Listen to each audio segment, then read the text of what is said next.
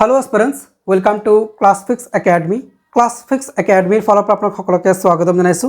আগন্তুক যে আপোনালোকৰ আসাম ডাইৰেক্ট ৰিক্ৰুটমেন্টৰ পৰীক্ষা আছে, আপোনালোকৰ গ্ৰেড 3 গ্ৰেড 4 ৰ পৰীক্ষা আছে। সো পাঁচটা পেপাৰত আপোনালোকৰ আসাম ডাইৰেক্ট ৰিক্ৰুটমেন্টৰ পৰীক্ষা হ'ব। সেই পাঁচটা পেপাৰত আপোনালোকে টাইম মেনেজ কৰি পৰীক্ষাবোৰ কেনেকৈ দিব, অৰ্থাৎ ডিউৰিং এক্সামিনেশ্যন আপোনালোকৰ যে 3 ঘণ্টা 2.5 ঘণ্টাৰ পৰীক্ষা হ'ব, তাতে আপোনালোকে টাইমটো কিদৰে মেনেজ কৰিব। কাৰণ চাওক এইবুলি আসাম ডাইৰেক্ট ৰিক্ৰুটমেন্টত কিন্তু নাম্বাৰ অফ কুৱেশ্যনো বেছি আছে। আপোনালোকৰ 150টা কুৱেশ্যন আছে গ্ৰেড 3 আৰু 135টা আগৰ দৰে কুৱেশ্যন আছে আপোনালোকৰ গ্ৰেড 4ত। সো প্ৰপাৰ যদি আপোনালোকৰ টাইম মেনেজ কৰি পৰীক্ষাটো নিদিয়ে তেনে ক্ষেত্ৰত কিন্তু আপোনালোকৰ খেলিমেলি হৈ যাব। আপোনালোকৰ এনেকুৱা হ'ব হয়তো জনা কুৱেশ্যন আপোনালোকে এৰি থৈ আহিব, আপোনালোকৰ হয়তো এনেকুৱা হ'ব যে OMR ফিলআপটো ঠিকঠাকে কৰিব নোৱাৰিব। সো তেনে ক্ষেত্ৰত বহুত খেলিমেলি হোৱাৰ সম্ভাৱনা থাকে যদি আপোনালোকে টাইম মেনেজ নকৰে। সো আজিৰ এই ভিডিঅ'ত আমি এটা ষ্ট্ৰেটেজি শ্বেয়াৰ কৰিম আপোনালোকৰ সৈতে। সেই ষ্ট্ৰেটেজিটো ফলো কৰি আপোনালোকে যদি পৰীক্ষাটো দিয়ে ডেফিনেটলি আপোনালোকৰ খুব ধুনীয়াকৈ টাইম মেনেজ হ'ব আৰু পৰীক্ষাটো শেষ হোৱাৰ পিছত আপোনালোকৰ হাতত এটলিষ্ট 10 মিনিটমান সময় থাকি যাব বস্তুখিনি চেক কৰিবলৈ। সো কি ষ্ট্ৰেটেজি আছে আপোনালোকক পুংখানুপুংখভাৱে আমি বুজাই দিম। সো ভিডিঅ'টো আপোনালোকে প্ৰথমৰ পৰা শেষলৈকে চাই থাকিব আৰু যদি কিবা ডাউট থাকে প্ৰশ্ন থাকে নিশ্চয় আমাক কমেণ্ট ছেকশ্যনত জনাব আৰু আমাৰ ক্লাছেছবোৰ পাবলৈ চেনেলটো ছাবস্ক্ৰাইব কৰি বেল আইকন প্ৰেছ কৰি ৰাখিব আৰু যদি অলৰেডি ছাবস্ক্ৰাইব কৰিছে তাৰ বাবে অসংখ্য ধন্যবাদ।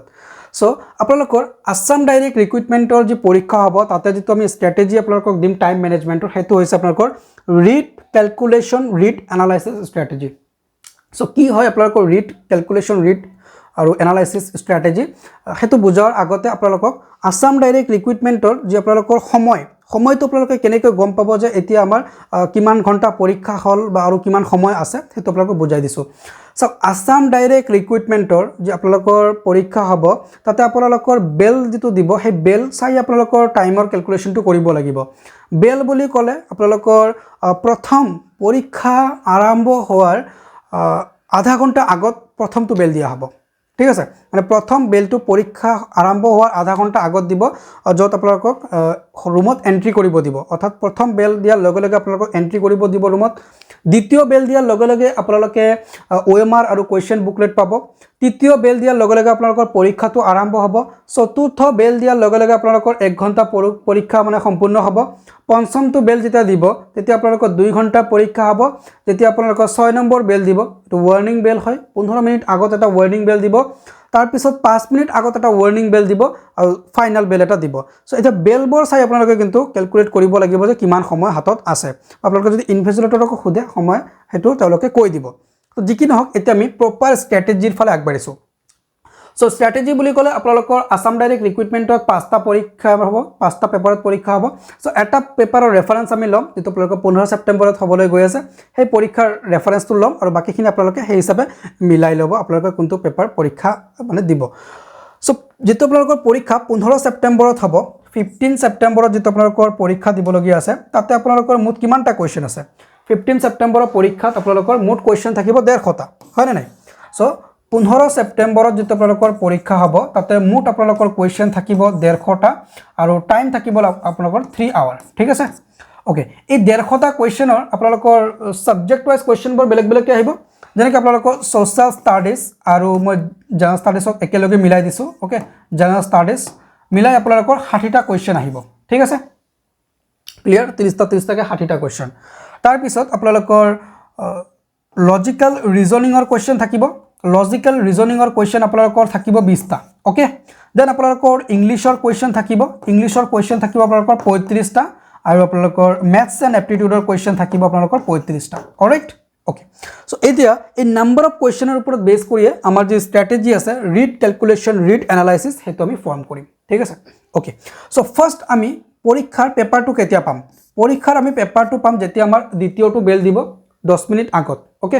সো 10 মিনিট আগত যেতিয়া আমাৰ পৰীক্ষাৰ বেলটো দিব আমি বুকলেট আৰু OMRটো পাম। প্ৰথম কামটো হ'ব আমাৰ যে আমাৰ এডমিটৰ লগত ৰোল নম্বৰটো মেচ কৰিছে না সেইটো চাম, আমাৰ ফটোটো ঠিকঠাক আছে না নাই সেইটো চাম, আমাৰ সিগনেচাৰটো ঠিক আছে না নাই সেইটো চাম। এইটো প্ৰথম কাম হ'ব। ওকে, দ্বিতীয় কামটো কি হ'ব। দ্বিতীয় কামটো হ'ব আমাৰ যে আমাৰ যেটো OMR আছে আৰু কুৱেশ্যন বুকলেট আছে সেইটো ভালদৰে প্ৰিন্ট কৰা হৈছে আৰু ইয়াতে কোনো ধৰণৰ ড্যামেজ নাই, কোনো ধৰণৰ মিসপ্ৰিন্ট নাই, এইটো চাব লাগিব। আৰু যদি কোনো ড্যামেজ বা মিসপ্ৰিন্ট থাকে উইদিন 5 মিনিটছ ইনভিজিলেটৰক ইনফৰ্ম কৰিব লাগিব। ঠিক আছে, এইটো হৈছে 2 নম্বৰ কাম, আমি ড্যামেজটো চেক কৰিম। ঠিক আছে, এতিয়া পৰীক্ষা যেতিয়া আমাৰ 3 নম্বৰ বেল দিব, পৰীক্ষা আমাৰ ষ্টাৰ্ট হৈ যাব, তেতিয়া আমাৰ ষ্ট্ৰেটেজি আৰম্ভ। প্ৰথম ষ্ট্ৰেটেজি আমি ৰিড বুলি ক'লে আমি কুৱেশ্যন পেপাৰখন পঢ়িম ওকে এতিয়া কুৱেশ্যন পেপাৰ পঢ়িম বুলি ক'লে পঢ়ি আমি সময় নষ্ট নকৰোঁ আমি জাষ্ট কি কৰিম এটা এটাকৈ কুৱেশ্যন চাম যিটো পাৰিছোঁ সেইটো আমি কাৰেক্ট আনচাৰ কৰি যাম অৰ্থাৎ অপশ্যনটো ৰাইট দিম ঠিক আছে প্ৰথমে আমি ছ'চিয়েল ষ্টাডিজ আৰু জেনেৰেল ষ্টাডিজৰ যিবিলাক কুৱেশ্যন থাকিব সেই কুৱেশ্যনবোৰ আমি চাম ৰিড কৰিম আৰু লগে লগে উত্তৰ কৰি যাম কুৱেশ্যন বুকলেটত অপশ্যনবিলাক টিক দি যাম ঠিক আছে যিকেইটা পাৰিছোঁ হয়তো আমি 60টাৰ ভিতৰত হয়তো 40টা পাৰিছোঁ 45টা পাৰিছোঁ 50টা পাৰিছোঁ আমি টিক কৰিম ঠিক আছে এইটো আমাৰ প্ৰথম কাম চ' তাৰ বাবে আমাৰ কিমান সময় লাগিব মেক্স টু মেক্স আমি 40 মিনিট যদি টাইম লওঁ আমাৰ কিন্তু কুৱেশ্যন পঢ়া হৈ যাব 60টা কুৱেশ্যন আৰু 60টা কুৱেশ্যন পঢ়াৰ লগে লগে আমি কি কৰিম আনচাৰ্ছবোৰ কৰি যাম আৰু আনচাৰবোৰ যেতিয়া কৰিম তেতিয়া আমাৰ 40টা মান কুৱেশ্যন আমাৰ যদি কৰা হয় 40টা কুৱেশ্যন 50টা হলে 50টা কুৱেশ্যন আমাৰ আনচাৰ হৈ গ'ল সেই 50টাৰ আমি বাবলটো ফিল আপ কৰিম ঠিক আছে উইদিন 40 মিনিটছত আপোনালোকৰ খুব ধুনীয়াকৈ হৈ যাব জিএছৰ বেছি টাইম নালাগে মেক্স টু মেক্স টাইম লৈছোঁ আমি 40 মিনিটছ ঠিক আছে ওকে এতিয়া আপোনালোকে প্ৰথম যেটো কাম কৰিব OMR sheetত আপোনালোকে এই যে সোশ্যাল ষ্টাডিজ আৰু জেনাৰেল ষ্টাডিজৰ কুৱেশ্যনবোৰ আপোনালোকে সলভ কৰিছে সেইবোৰত যিবিলাক বাবলছ আছে সেই বাবলছবোৰ আপোনালোকে ফিল আপ কৰি দিব ক্লিয়াৰ হৈ গ'ল ওকে এতিয়া আপোনালোকৰ হয়তো 10টা 15টা কুৱেশ্যন ৰৈ যাব জিএছৰ যেটো পাৰা নাই আপুনি হেতু থৈ দিব তেনেকৈ নেক্সট আপোনালোকৰ আহিব ক্যালকুলেশন ওকে এতিয়া আপুনি টাইম পাইছে 40 মিনিট হৈ গ'ল 40 মিনিট পিছত আপোনালোকৰ যথেষ্ট টাইম আছে আপুনি ৰিলেক্স মাইণ্ডত ম্যাথছ কেইটা সলভ কৰক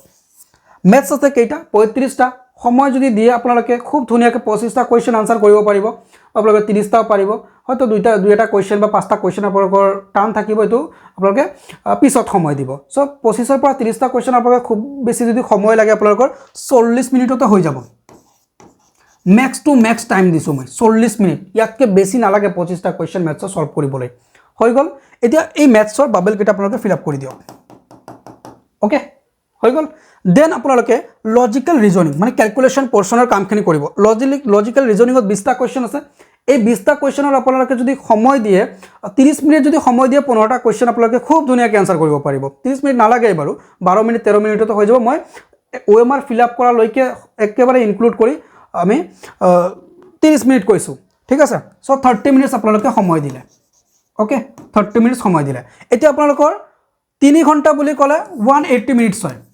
ওকে 3 ঘণ্টা বুলি ক'লে 180 মিনিটছৰ কিমান মিনিট আপোনালোকৰ গ'ল চাওক আপোনালোকৰ ইয়াতে 40 মিনিটছ 80 হল 80 আৰু আপোনালোকৰ 30 হৈ আছে 110 ওকে 110 মিনিট আপোনালোকৰ হল আৰু হাতত কিমান আছে আপোনালোকৰ হাতত এতিয়াও আপোনালোকৰ 70 মিনিট সময় আছে কিন্তু মাইন্ড কৰিব 70 মিনিট এতিয়াও আছে ওকে এতিয়া আপুনি যদি ইংলিশটো সলভ কৰে আকৌ ৰিড পোৰ্শনত যেতিয়া যাব ইংলিশটো যেতিয়া সলভ কৰিব ইংলিশত আপোনালোকৰ 35টা কুৱেশ্যন আছে ৰিডিং কম্প্ৰিহেনশনত যদি 10 মিনিট আপোনালোকে সময় দি ৰিডিং কম্প্ৰিহেনশন কৰে 10টা কুৱেশ্যন হৈ যাব গ্ৰামাৰবোৰ আপোনালোকে 5 মিনিট সময় ল'ব 15 মিনিট মেক্স টু মেক্স আপোনালোকৰ 20 মিনিটৰ পৰা 25 মিনিট আমাৰ সময় লাগিব সো আমি ধৰিছো ইংলিশত আপোনালোকৰ সময় লাগি আছে 25 মিনিট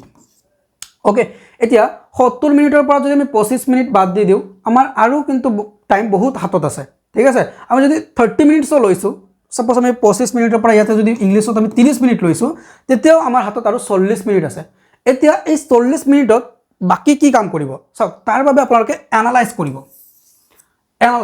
এনালাইজ মানে কি আপোনালোকৰ 150টা কুৱেশ্যনৰ কিমানটা কুৱেশ্যন আপোনালোকে সলভ কৰিলে যদি আপোনালোকে দেখা পাইছে যে 110টা মান কুৱেশ্যন আপোনালোকৰ সলভ হৈ গ'ল বা 100টা কুৱেশ্যন সলভ হৈ গ'ল তেতিয়া আপুনি এই 40 মিনিট সময়টো ম্যাথছ ৰিজনিং আৰু জিএছৰ ওপৰত খুব ধুনীয়াকৈ দিব 40টা মিনিট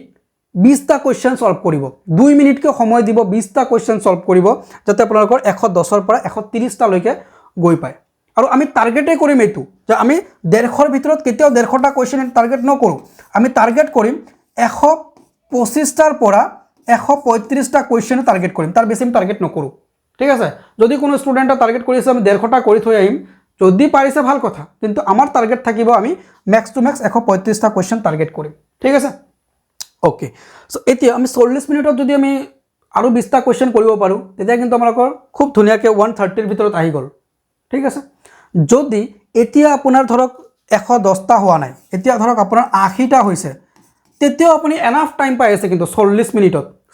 মিনিটত কিন্তু আপুনি আৰু 40টা কুৱেশ্যন অলপ টুক্কা লগাই হওক বা অলপ ৰিস্ক লৈ হওক আপুনি সলভ কৰিব পাৰিব বা আপুনি এলিমিনেশ্যন টেকনিক ইউজ কৰি বা যি কি নহওক আপুনি 40 মিনিট যথেষ্ট সময় আধা ঘণ্টা যদি আপুনি টাইম দিয়ে এক্সট্ৰা যদি আপুনি আধা ঘণ্টা আৰু টাইম দিয়ে 30 মিনিট টাইম দিয়ে তেতিয়াও কিন্তু আপোনালোকৰ হাতত 10 মিনিট সময় থাকি যাব চেক কৰিবলৈ আৰু হেতু আপুনি চেক কৰিবই লাগিব হেতু চেক কৰিবই লাগিব তাৰ কাৰণটো কি তাৰ কাৰণটো হৈছে আপুনি চেক নকৰিলে যদি ওএমআৰটো সাবমিট কৰি দিয়ে যদি কিবা ভুল থাকি যায় তেতিয়া আপুনি আইডেন্টিফাই কৰিব নোৱাৰিব ভুল মানে কি হয় একচুয়ালি মাৰ্ক কৰাৰ পিছত আপুনি আৰু একো কৰিব নোৱাৰে ভুল বুলি ক'লে আপোনালোকৰ কেতিয়াবা এনেকুৱা হয় যে আপুনি হয়তো ম্যাথছৰ কোৱেশ্চন কেটা সলভ কৰিছে আপুনি হয়তো বাবলটোৱে ফিল আপ কৰা নাই পৰীক্ষাৰ ষ্ট্ৰেছত এটো হয় স্বাভাৱিক সবৰে হ'ব পাৰে হয়তো আপোনাৰ ইংলিশটো সলভ কৰিছে আপুনি কোৱেশ্চন কেটা আপুনি বাবলটো ফিল কৰা নাই বা আপুনি হয়তো লজিক্যাল ৰিজনিংৰ 4-5টা মান কোৱেশ্চন আপুনি ফিলে কৰা নাই হেতু আপুনি কেনেকৈ চেক কৰিব ওএমআৰ শিটটো চাব কোৱেশ্চন চাব নালাগে ওএমআৰ শিটটো চালে আপোনাৰ প্যাটাৰ্নটো গম পাই যাব যে কৰবাত যদি গ্যাপ আছে বহুত বেছি গ্যাপ আছে দেখা পাইছে হেতু এবাৰ চাব যে ইমান গ্যাপ কিয় পৰিল সেই কোৱেশ্চনৰ মানে সেই যিবিলাক কোৱেশ্চনৰ গ্যাপ আছে সেই গ্যাপৰ কৰসপন্ডিং বুকলেটটো চাব যে আনসাৰ কৰিছো নেকি কৰা নাই তেতিয়া বাৰু আপুনি ধৰিব পাৰে যে ঠিক ঠাক আছে সো এনেকৈ এবাৰ হলো চেক কৰিব ঠিক আছে 10 মিনিট সময় আপোনালোকে চেক কৰিব খুব ধুনিয়াকৈ আপোনালোকৰ পেপাৰটো শেষ হৈ যাব সো এইটো স্ট্ৰেটেজি ফলো কৰিলে আপোনালোকৰ ডেফিনেটলি খুব ধুনিয়াকৈ সলভ হৈ যাব বাকি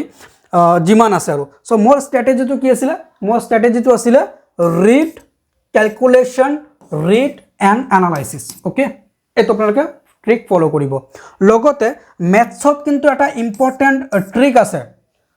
ম্যাথছৰ যিবিলাক কোৱেশ্চন সলভ কৰাৰ এটা ইম্পৰ্টেন্ট ট্ৰিক আছে আপোনালোকৰ জিমান মানে শাৰ্প এসপিৰেন্স নহওক কিয় জিমানে বুদ্ধি থকা এসপিৰেন্স নহওক কিয় ইভেন ইউপিএসসি এপিএসসি যিসকল টপাৰ থাকে তেওঁলোকেও কিন্তু কিছু টুক্কা ইউজ কৰে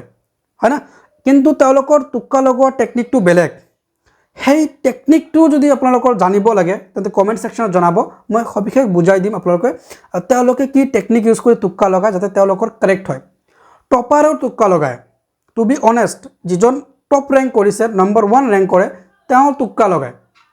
কিন্তু তেওঁৰ টেকনিকটো বেলেগ সেই টেকনিকটো আপোনাৰ জানিব লাগিব just A B C D চালু এ আৰু বি এৰ ভিতৰত এটা লাগি আছে এনেকৈ বহাই দিও এনেকৈ নহয় কিবা এটা টেকনিক থাকে হেতু যদি লাগে কমেন্ট সেকশনত জনাব মই ডেফিনেটলি আপোনাক বুজাই দিম ঠিক আছে সো আই হোপ আপোনালোকে বুজিব পাৰিছে টাইম ম্যানেজমেন্টটো কি হয় টাইম ম্যানেজমেন্টত আমাৰ স্ট্ৰেটেজি হ'ব ৰিড ক্যালকুলেশন ৰিড এনালাইসিস ৰিডৰ প্ৰথমত আমি জিএস আৰু সোশ্যাল ষ্টাডিজ পঢ়ি লম কোৱেশ্চন পেপাৰটো বুজি যাম যে ষ্টেণ্ডাৰ্ডটো কেনেকুৱা আছে আমাৰ ক্যালকুলেশন কৰাৰ পিছত আমালোকৰ এটা ওভাৰভিউ আহি যাব যে আমি কিমানটা পাৰিলো ঠিক আছে ইংলিশ কেটা আমি সময় দিম খুব ধুনিয়াকৈ তাৰ পিছত আমাৰ হাতত আৰু 40 মিনিট বা 30 মিনিট সময় থাকিব তাতে আমি এনালাইজ কৰি বাকি কোৱেশ্চনবোৰ সলভ কৰিম ঠিক আছে এটো স্ট্ৰেটেজি ফলো কৰিব ডেফিনেটলি আপোনালোকে সাকসেস হ'ব আৰু যোৱাবেলি আসাম ডাইৰেক্ট ৰিক্ৰুটমেন্টত আমাৰ যিমান ষ্টুডেন্টে পাস কৰিছে আমি কিন্তু এই স্ট্ৰেটেজি ফলো কৰি পৰীক্ষা দিব দিছো আৰু তেওঁলোকে এই স্ট্ৰেটেজি ফলো কৰি পৰীক্ষা দিছে তো যি কি নহওক আপোনালোকে এই স্ট্ৰেটেজি ফলো কৰিব আপোনালোকৰ সাকসেস ডেফিনেটলি হ'ব সো আশা কৰিছো আপোনালোকে স্ট্ৰেটেজিটো ফলো কৰিব আৰু যদি ভিডিওটো ভাল লাগিছে ডেফিনেটলি লাইক এটা কৰিব আৰু এই যেটো মই টুক্কাৰ কথা কৈছো যেটো মানে একদম লজিক্যাল টুক্কা হয় আৰু মানে এনেকা নহয় যে আইডিয়াত লগাইছে ক্যালকুলেশন কৰি টুক্কা হেতু যদি ভিডিও লাগে কমেন্ট সেকশনত জনাব মই ভিডিওটো প্ৰস্তুত কৰি মানে আপোনালোকক দি দিম আৰু তো যি কি নহওক ভিডিওটো ইমানতে সামৰিছো thanks for watching Class Pix Academy see you in the next video